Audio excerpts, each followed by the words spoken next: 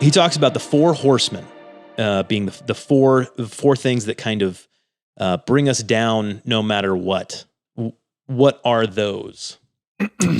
So with the four horsemen, another great example of something that's very hard to forget after reading, once or twice. And so now we had more broad classifications, health span, lifespan classifications, and history of medicine. Yeah. Now we have, what are these insidious disease processes that we have to worry about, or what should you be thinking about when you're looking at your own health priorities? And so those four horsemen that he refers to, one is atherosclerotic cardiovascular disease, which we talk about.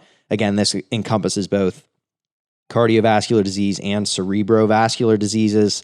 Cancer is the second one. Mm-hmm. Neurodegenerative diseases is the third one, with Alzheimer's disease being the most prevalent.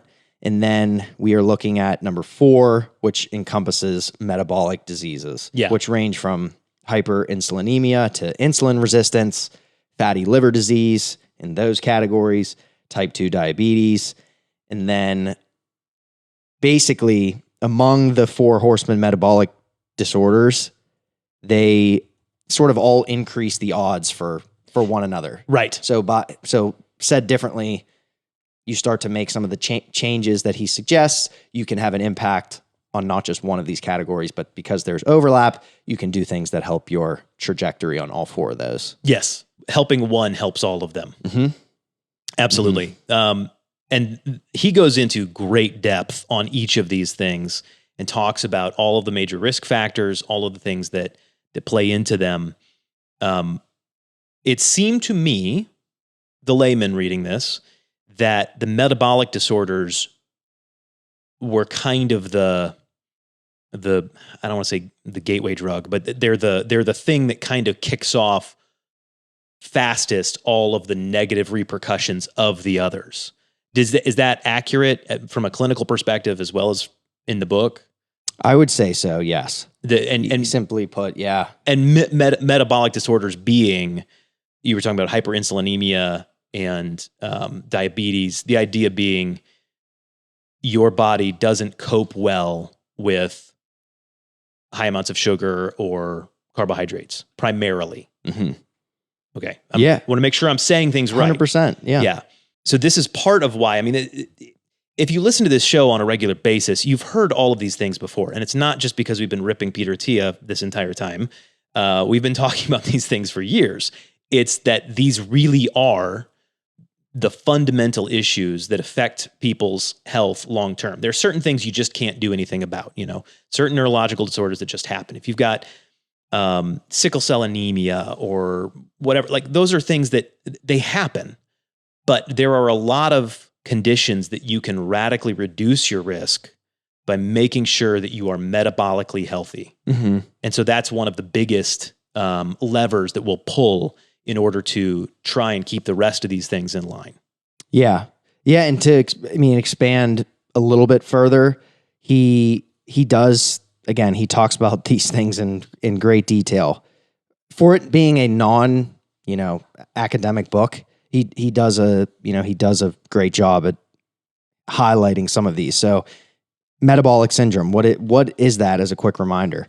High blood pressure, high triglycerides, low HDL cholesterol, central adiposity. Central adiposity being obesity in the mid area. Yes. So for example, from a measurement standpoint, waist circumference over 40 inches for men, over 35 inches in women. That's the sort of the rough cutoffs. And then the last one would be elevated fasting glucose. So above 100, it's like 110 or so. Again, all of those things sort of being the foundation to the development, more or less, of some of the other horsemen. Right. And I loved, he did an entire chapter on Eat Less, Live Longer, the science of hunger and health. Because I have been following that stuff for a long time, and he kind of debunks some of the mythology around fasting and all those things. We can get into that later, but there was so much in there that really blew my mind and corrected a lot of my thinking I'm getting off topic here. No, not at all. I like that you brought that up there, because some of the biggest takeaways from just a very general perspective is that you're not going to find anything incredibly, in my opinion, controversial in here from the standpoint of ketogenic diet, right? Intermittent fasting, yeah. Any sort of controlled feeding windows or any specific 6 exercises for longevity. You know what I mean? Like, it's void of all of those sorts of recommendations.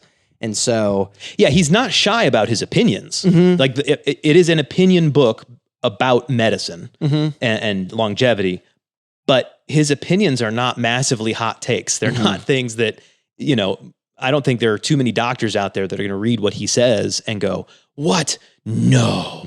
There might be some hot takes on the internet about what he has to say, but generally speaking, it's pretty middle of the road. And no matter who you are, the diet section, of course, we don't say diet because that term is so loaded. He goes into great detail on that. But the nutrition side of things, he goes out of his way to say, there's not one way of eating. There's a lot of different people, and a lot of different people need to eat a lot of different ways. Different things work for different people.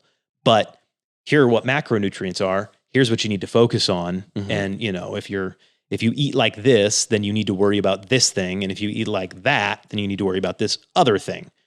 I really appreciated that because it breaks down so many of the tribal walls and kind of gets more to the heart of the issue that we have to worry about here.